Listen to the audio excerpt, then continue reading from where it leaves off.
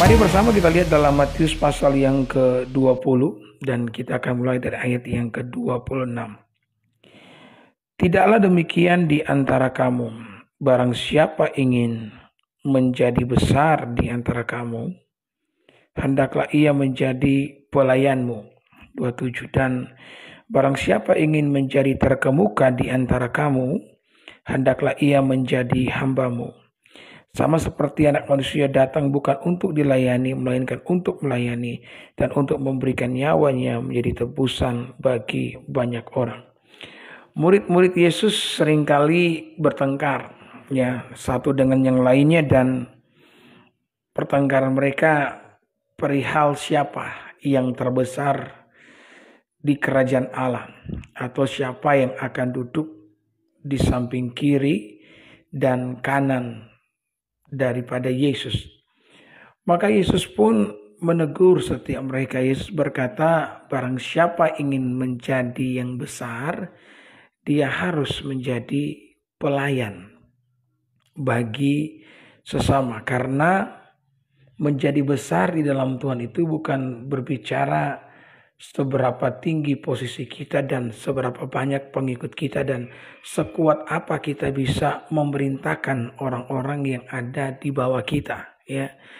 Karena konsep Kristus berbeda dengan konsep dunia. Ketika saudara ingin menjadi yang terbesar, maka saudara harus melayani. Dan saya pikir saudara-saudara, konsep ini sangat baik, karena ketika kita hidup dengan cara seperti ini, maka itu akan menghindarkan kita dari hal-hal yang buruk. Yesus selalu berkata bahwa, ya, barang siapa yang ingin menjadi besar, maka dia itu harus setia di dalam perkara-perkara kecil, ya. Ini sangat penting. Membangun sesuatu yang besar membutuhkan ketekunan terhadap perkara-perkara yang kecil. Karena ketika kita tekun dengan perkara-perkara yang kecil, apa yang kita bangun itu akan kuat, ya. Apa yang kita bangun itu akan solid, karena membangun itu bukan hanya bicara seberapa besar yang dapat kita bangun, melainkan seberapa lamakah bangunan yang kita bangun itu akan bertahan, ya. Karena saudara-saudara, memang bakat yang membuat kita itu bisa naik, ya. Kita punya karunia itu bisa membuat kita naik, ya. Tetapi yang membuat kita bertahan di atas itu bukan lagi bakat karunia, melainkan karakter kita. Dan inilah yang Tuhan bangun. Pada saat kita setia dalam perkara-perkara yang kecil, maka karakter kita itu dibangun di sana. Mungkin engkau berkata, karakter apa saja pendeta yang dibangun pada saat saya menjadi setia dalam perkara kecil, pada saat saya melayani? Nah, banyak sekali karakter. Salah satu karakter yang akan terbangun adalah kesabaran, ya.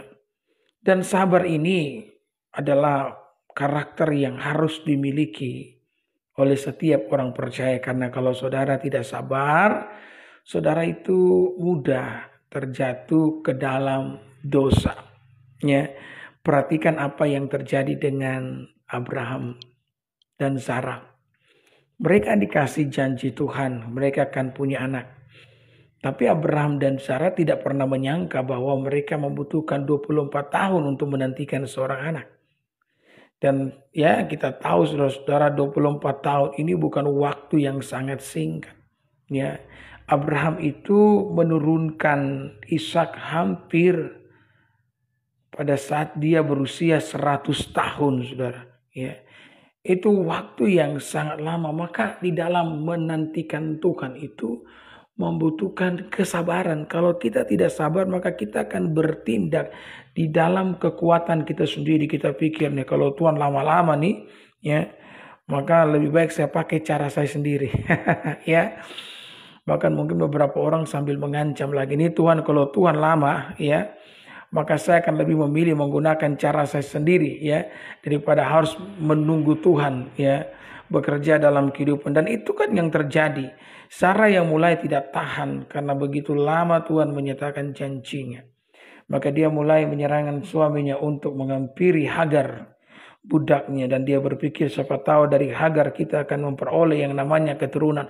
Saudara, dengan menyodorkan Hagar kepada suaminya Abraham, ini menunjukkan bahwa Zara tidak sabar dan menunjukkan bahwa Zara itu tidak beriman kepada Tuhan. Maka apa yang terjadi? Sudah akhirnya Abraham pun mengikuti keinginan daripada istrinya, menghampiri Hagar, dan ternyata Hagar mengandung. Mungkin Sarah berkata, betul kan kataku? Coba kalau dari dulu kita buat begini, maka dari dulu kita sudah punya anak.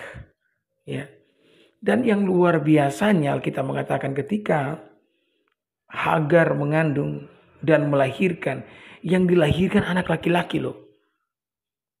Bukankah ini yang ditunggu-tunggu?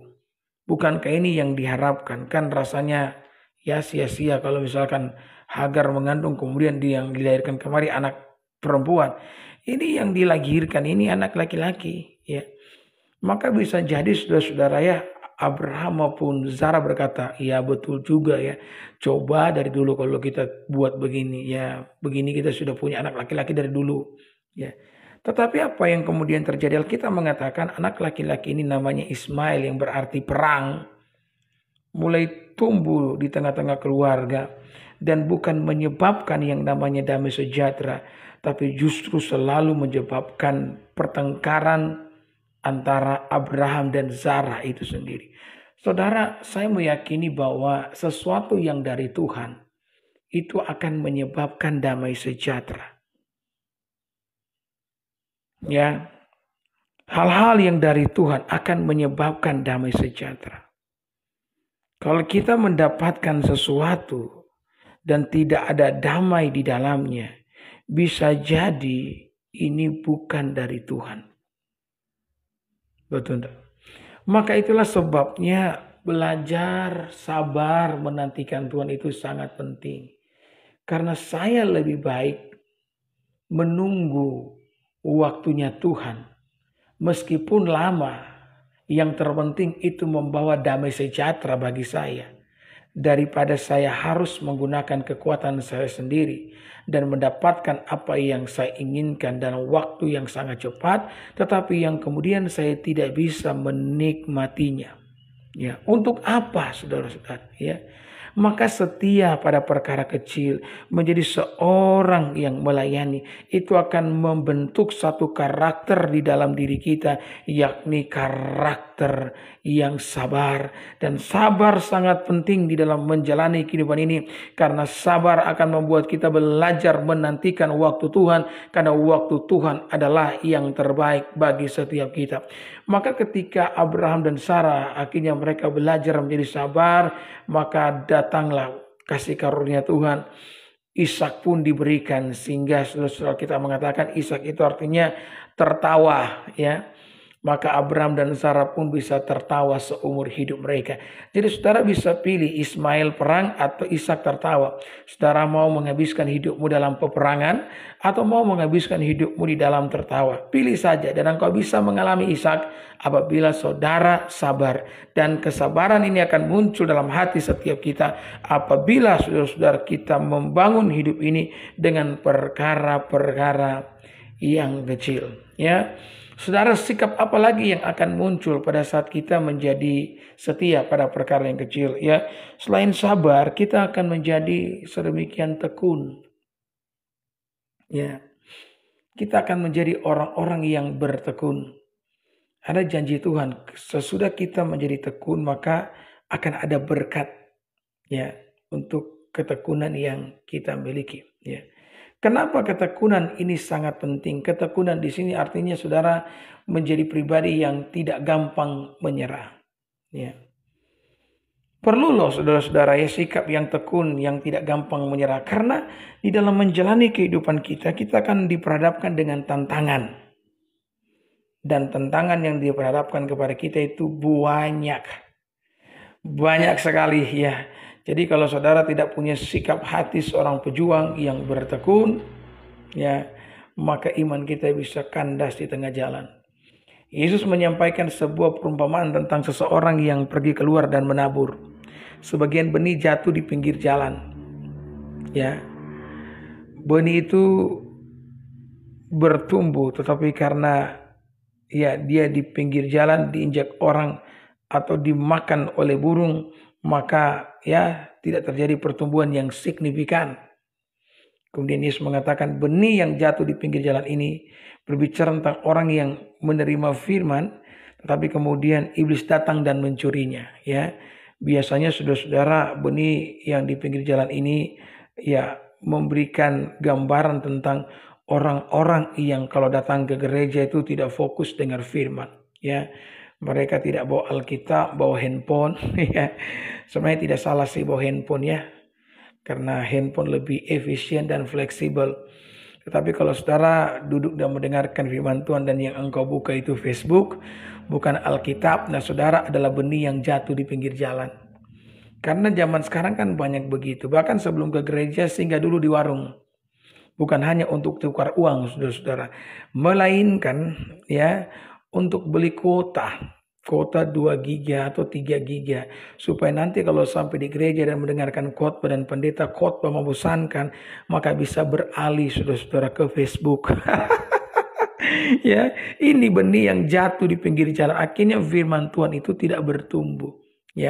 Bahkan ada nih sementara pendeta berkhotbah lagi main game online, saudara. Sementara pendeta khotbah lagi main game online. Akhirnya pendeta yang lagi khotbah terganggu konsentrasi, padahal untuk khotbah itu butuh konsentrasi. Ditegurlah dari atas mimbar, karena memang kadang-kadang sih ditegur dari mimbar juga tidak boleh tapi mungkin karena pendeta itu sudah tidak tahan, akhirnya ditegur. Ketika ditegur tidak terima, saudara, maka terjadilah penyakit muntaber. Apa itu? Mundur tanpa berita, saudara, karena sakit hati ditegur oleh pendeta.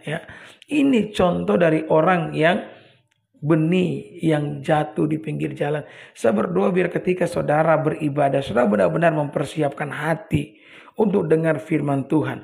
Ada orang ketika beribadah yang dia cari hanya pujian penyembahan. Memang tidak salah sih saudara yang kita cari pujian penyembahan, karena hal itu memberkati kita, membuat hati kita yang penuh dengan pergumulan itu tiba-tiba bisa plong karena ada air mata yang tumpah, terharu dengan setiap pujian yang dinaikkan. Tetapi kalau cuman itu yang kau konsumsi, maka kecillah kekuatan saudara. Karena untuk menghadapi yang namanya pergumulan yang ada dalam kehidupanmu, engkau membutuhkan asupan gizi dari firman Tuhan. Maka datang ke gereja jangan cuma merindukan pujian penyembahan. Datang, duduk, dengarkan firman Tuhan, simpan dalam hati. Kalau perlu saudara mencatatnya agar saudara bisa mengulangnya kembali di rumah dan mengambil manfaat daripada kebenaran firman Tuhan itu sendiri, supaya firman Tuhan tidak dicuri daripada kita. Haleluya. Nah, benih yang jatuh di mana lagi? Di tempat yang berbatu-batu. Benih itu tumbuh, tapi karena akarnya tidak bisa tumbuh lebih jauh lagi. Kenapa? Karena ternyata di bawah tanah yang tipis itu bebatuan. Maka dia tumbuh, dia layu dan dia mati. Yesus berkata saudara-saudara bahwa benih yang jatuh tempat yang berbatu ini menjelaskan tentang orang yang menerima firman dia bahagia, tapi kemudian datanglah aniaya karena firman. Dan dia tidak bertumbuh. Saudara lihat maka kita butuh yang namanya ketekunan, karena dalam menjalani hidup ini kita akan diperhadapkan dengan berbagai macam tekanan kehidupan. Dan kita bisa menang menghadapi tekanan kehidupan tersebut apabila kita bertekun. Apabila kita tidak gampang menyerah, apabila kita tetap keep fighting. Betul enggak?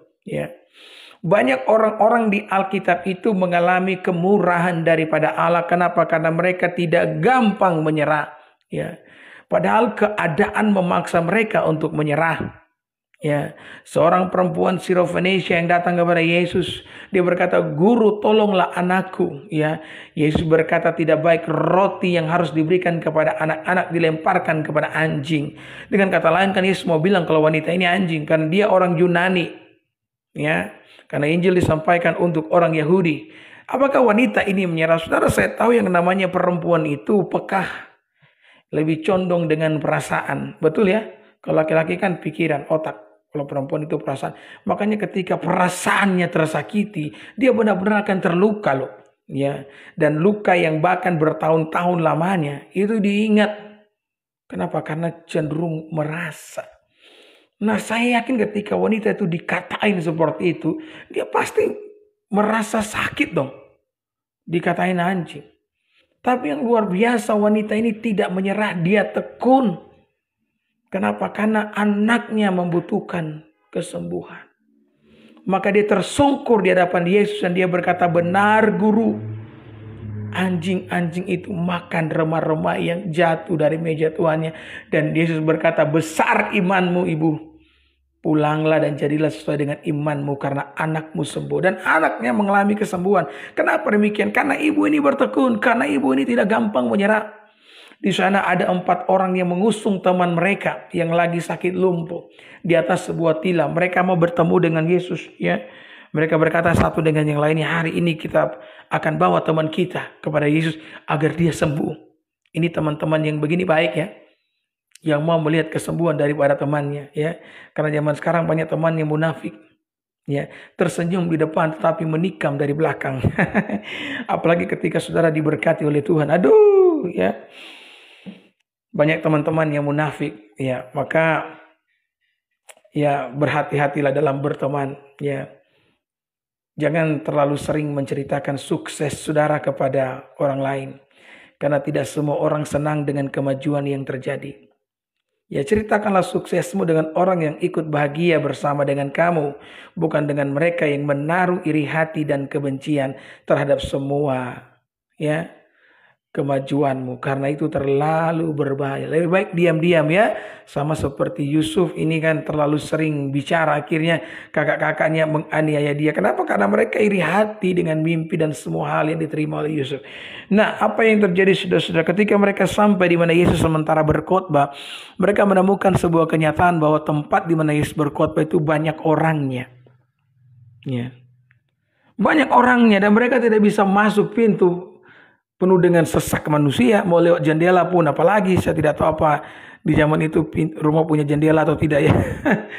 Tapi mereka tidak punya jalan masuk, saudara-saudara.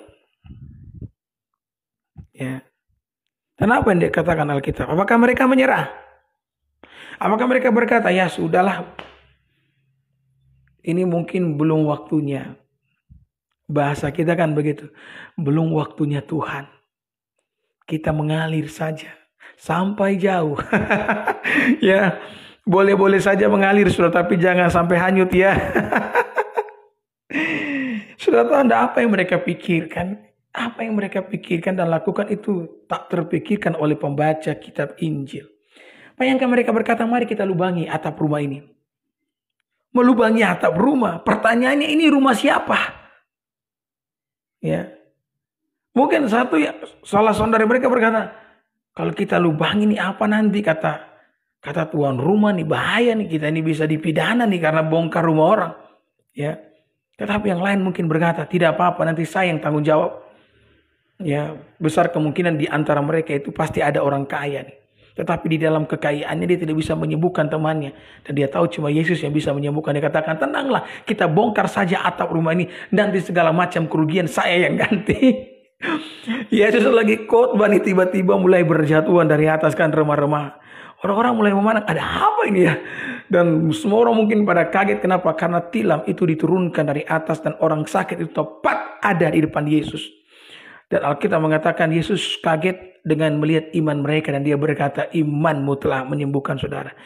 Ini yang Tuhan mau cari, orang yang bertekun, orang yang tidak gampang menyerah di dalam kehidupan ini. Orang yang tidak terus-menerus menangisi dirinya sendiri, masuk kamar, kunci pintu, matikan lampu kamar, kemudian dia mulai ada di sudut ruangan kamar dan mulai mengasihani diri sendiri sambil dia putar lagu, ku menangis membayangkan betapa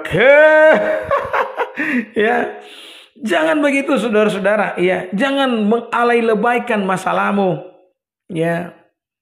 Jangan menjadi orang yang terus menangisi keadaanmu, kan tidak akan pernah ada sebuah perubahan ketika engkau menangisi keadaanmu. Seolah-olah ketika engkau meratapi keadaanmu akan ada sebuah perubahan, tidak ada. Ya. Mari hari ini bangkit dengan iman, kembali bertekun. Ya, engkau mungkin berkata, Pak Pendeta, saya sudah kehilangan banyak dalam hidup ini. Selama engkau tidak kehilangan Yesus, engkau masih baik-baik saja. Ya, hari yang terburuk sekalipun tidak akan pernah lebih daripada 24 jam. Semuanya sudah diatur oleh Tuhan. Ya, selama saya masih memiliki Yesus, maka saya masih baik-baik saja. Ya, tidak selamanya hari itu baik, tetapi saya bisa menghadapi hari yang buruk dengan sikap yang baik, dengan ketekunan, dengan kesabaran, karena itulah yang diinginkan Tuhan di dalam kehidupan ini. Ketika engkau menjalani hidupmu dengan cara yang seperti ini, maka saya sungguh percaya ada perkenanan dan penyertaan Tuhan di dalam kehidupan saudara yang percaya ketika. Amin.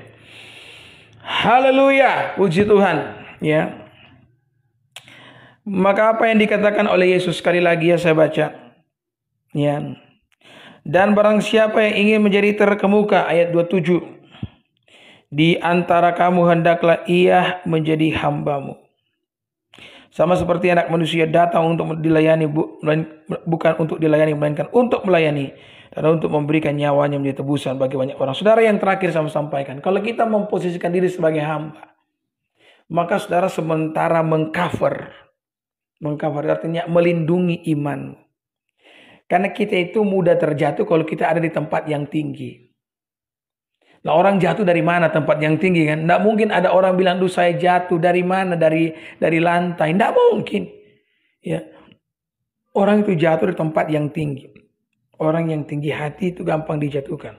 Tapi kalau kita memposisikan diri sebagai hamba itu dulos. Dulos itu keset kaki. Artinya kita tiarap di atas tanah. Ya. Siapa yang dapat merendahkan saudara kalau saudara sudah merendahkan diri? Ya. Iblis mau serang dari sisi manapun, dia tidak akan bisa mengalahkan saudara. Kenapa? Karena engkau memposisikan dirimu sebagai hamba. Ketika engkau disakiti dan engkau tahu engkau hanya hamba, engkau bisa menepis semua rasa sakit itu dengan mudah. Tetapi kalau masih ada ego dan engkau disakiti, maka akan ada perlawanan daripada saudara. Ya. Tetapi kalau engkau memposisikan diri sebagai seorang hamba, maka engkau akan mudah memaafkan. Haleluya. Karena engkau tahu bahwa engkau hanyalah hamba. Maka dengan cara yang demikian kita akan melindungi iman kita. Ya. Yesus itu benar-benar kuat menghadapi setiap serangan dalam kehidupannya. Kenapa? Karena dia memposisikan diri sebagai hamba. Haleluya. Ya. Berkali-kali orang-orang minta tanda nih.